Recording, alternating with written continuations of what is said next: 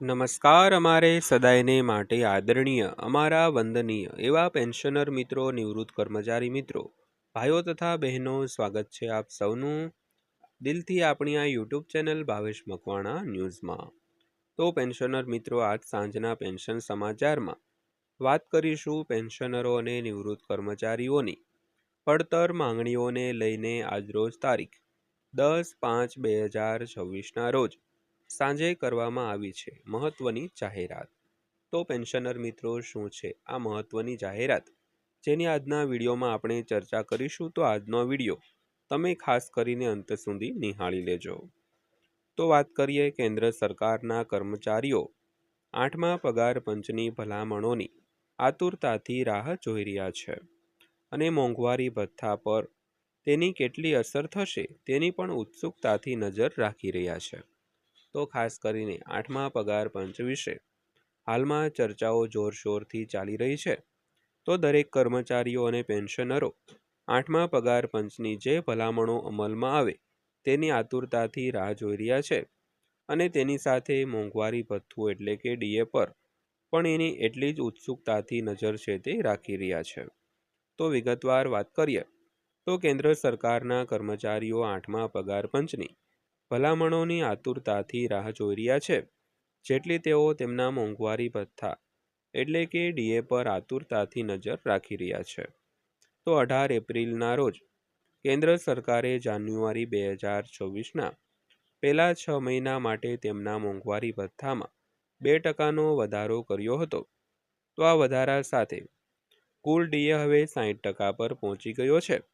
તો ખાસ કરીને 18 એપ્રિલના રોજ કેન્દ્ર સરકારે પોતાના કર્મચારીઓ તેમજ પેન્શનરોને 2% મોંઘવારી ભથ્થામાં વધારો કરીને 60% ડીએ પર પહોંચાડી દીધો છે. તો ખાસ કરીને આજના વિડીયોમાં આપણે ખૂબ અગત્યની ચર્ચા આગળ કરવાના છીએ, એટલે વિડીયો અંત સુધી જોઈ લેજો. અને હજી સુધી જો આપણી આ ચેનલ તમે સબસ્ક્રાઈબ ન કરી હોય અને જો તમે ગુજરાત રાજ્ય અથવા તો કેન્દ્ર સરકારના નિવૃત્ત પેન્શનર અથવા સરકારી કર્મચારી હો તો આપણી આ ચેનલ અત્યારે સબસ્ક્રાઈબ કરી લેજો, કારણ કે આપણી આ ચેનલમાં તમને રોજે રોજ આવા જ નવા વિડીયો અને આવી જ નવી માહિતીઓ છે તે એકદમ સરળ ભાષામાં જોવા મળવાની છે.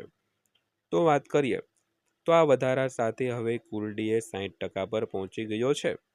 તો કેન્દ્રીય સરકારી કર્મચારીઓ હવે વર્ષના બીજા 6 મહિના માટે તેમના મોંઘવારી ભથ્થાની રાહ જોઈ રહ્યા છે.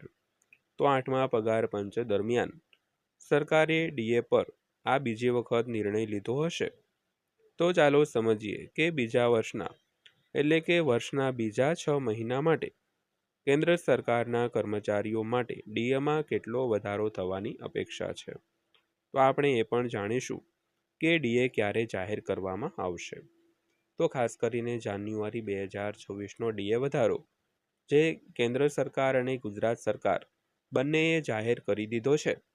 તો હવે બધા નજર રાખી રહ્યા છે કે આગામી ડીએ વધારો ક્યારે જાહેર થશે અને કેટલો વધારો જાહેર થશે. તો આપણી પાસે તેના અમુક આંકડાઓ આવી રહ્યા છે, તો તેની આજના વિડીયોમાં આપણે ચર્ચા કરીશું અને તમને તે પણ સમજાવીશું તે કે ક્યારે જાહેર થશે અને કેટલો જાહેર થશે. તો વાત કરીએ તો ગણિત સંપૂર્ણ શું છે. તો વર્તમાન પેટર્નને આધારે આગામી મોંઘવારી ભથ્થામાં વધારો સપ્ટેમ્બર અથવા તો ઓક્ટોબરમાં જાહેર થવાની ધારણા છે. તો હકીકતમાં સરકારે સામાન્ય રીતે નવરાત્રિની આસપાસ જુલાઈ-ડિસેમ્બર અર્ધવાર્ષિક ભથ્થા અંગે નિર્ણય લીધો છે.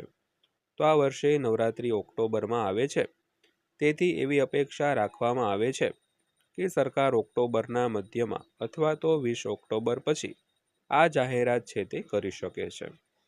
તો ખાસ કરીને ડીએ વધારો જાહેર કરવા માટે આપણા ભારતના જે મુખ્ય તહેવારો એટલે કે હોળી અને દિવાળી છે, તો આ બંને તહેવારોની આસપાસ ડીએ વધારો જાહેર કરવામાં આવતો હોય છે.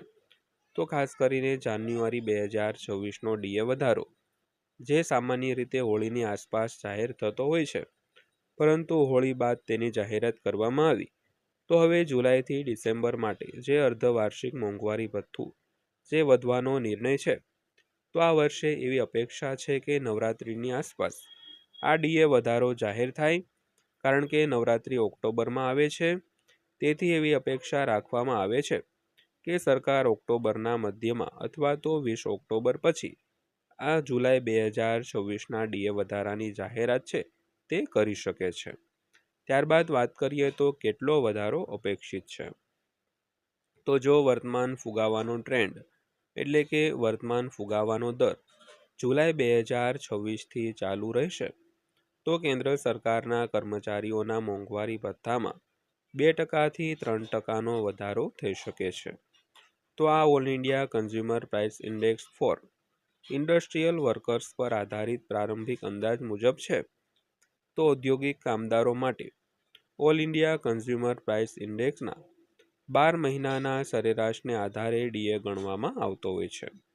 તો ઓલ ઇન્ડિયા એનપીએસ એમ્પ્લોઈઝ ફેડરેશનના પ્રમુખ મનજીતસિંહ પટેલે મની કંટ્રોલને જણાવ્યું હતું કે જૂન 2025થી જૂન 2026 સુધીના એઆઈસીપીઆઈ ડબલ્યુ ડેટા મળતા જ અમને ખબર પડશે કે આગામી ફુગાવો કેટલા પોઈન્ટ વધ્યો છે કે ઘટ્યો છે. તો ત્યારબાદ જ ડીએની રકમ છે તે નક્કી કરવામાં આવશે દોસ્તો. તો ખાસ કરીને વધારો કેટલો થશે તેની વાત કરીએ તો હાલમાં જે મોંઘવારીનો દર વધી રહ્યો છે તેને એવું જોતા લાગી રહ્યું છે કે આગામી મોંઘવારી ભથ્થામાં 2થી 3%નો વધારો થઈ શકે છે.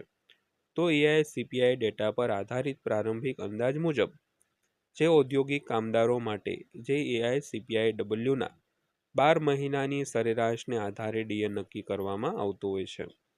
તો ઓલ ઇન્ડિયા એનપીએસ એમ્પ્લોઈઝ ફેડરેશનના પ્રમુખ મનજીતસિંહ પટેલે એવું જણાવ્યું હતું કે જૂન 2025થી જૂન 2026 એટલે કે 1 વર્ષ સુધીના એઆઈસીપીઆઈ ડબલ્યુ ડેટા મળતા જ ખબર પડી જશે કે ફુગાવો એટલે કે મોંઘવારી કેટલી પોઈન્ટ વધી છે કે કેટલા પોઈન્ટ ઘટી છે. તો ત્યારબાદ જ ડીએની રકમ છે તે નક્કી કરવામાં આવશે દોસ્તો. ત્યારબાદ વાત કરીએ તો કેન્દ્ર સરકારે 18 એપ્રિલે ડીએ અને મોંઘવારી રાહતમાં 58%ના વર્તમાન દરથી વધારીને મૂળ પગારના 2% કરી દીધી હતી, જેનાથી આશરે 50.46 લાખ કેન્દ્રીય સરકારી કર્મચારીઓ અને 68.27 લાખ પેન્શનરોને ફાયદો થયો હતો. તો આનાથી ભારત સરકારને કુલ 6,791 કરોડ રૂપિયાનો બોજ પડશે. તો ખાસ કરીને કેન્દ્ર સરકારે કર્મચારીઓ પેન્શનરો માટે 18 એપ્રિલના રોજ ડીએમાં 2%નો વધારો કર્યો હતો અને જે અગાઉ 58% ડીએ મળતું હતું તે હવે 60% કરી દીધું છે અને તેને લીધે આશરે 50.46 લાખ કર્મચારીઓ અને 68.27 લાખ જે પેન્શનરો છે તેને ફાયદો થવાનો છે. અને આના લીધે જે સરકારી તિજોરી પર આશરે 6,791 કરોડ રૂપિયાનો વધારાનો બોજ પણ પડવાનો છે દોસ્તો. તો ત્યારબાદ વાત કરીએ તો 8મા પગાર પંચના યુગમાં બીજો ડીએ વધારો. તો 8મા પગાર પંચના યુગ દરમિયાન સરકારે ડીએની જાહેરાત કરવાનો આ બીજો પ્રસંગ હશે. નોંધનીય છે કે ગયા વર્ષે સરકારે 8મા પગાર પંચની રચનાની જાહેરાત કરી હતી. તો આ પગાર પંચે 18 મહિનાની અંદર સરકારને તેમની ભલામણો સુપરત કરવાની રહેશે અને આ પછી સરકાર ભલામણોને કેવી રીતે લાગુ કરવી તે નક્કી કરશે. તો એવી અપેક્ષા છે કે 8મા પગાર પંચની ભલામણો 1 જાન્યુઆરી 2026થી લાગુ કરવામાં આવશે. તો ખાસ કરીને 8મા પગાર પંચનો અમલ હવે ક્યારે થાય તેનું કોઈ નક્કી નથી, પરંતુ તેની અસર 1 જાન્યુઆરી 2026થી જ થવાની છે. એટલે કે જે પણ કાંઈ વધારો થાય તે 1 જાન્યુઆરી 2026થી ચૂકવવા પાત્ર થશે અને ત્યાં સુધીનું ડીએ એરિયર્સ છે તે દરેક પેન્શનરો અને કર્મચારીઓને મળવા પાત્ર થશે દોસ્તો. તો દોસ્તો આ હતી આજની માહિતી પસંદ આવી હોય, વિડીયો સારો લાગ્યો હોય તો વિડીયોને એક લાઇક કરજો અને આવા જ વિડીયો રોજે રોજ જોવા માટે આપણી આ ચેનલ સબસ્ક્રાઈબ કરી લેજો. તો ફરીવાર પાછા મળીશું એક નવા વિડીયો સાથે, નવી માહિતી સાથે. ત્યાં સુધી સૌને જય હિન્દ, વંદે માતરમ.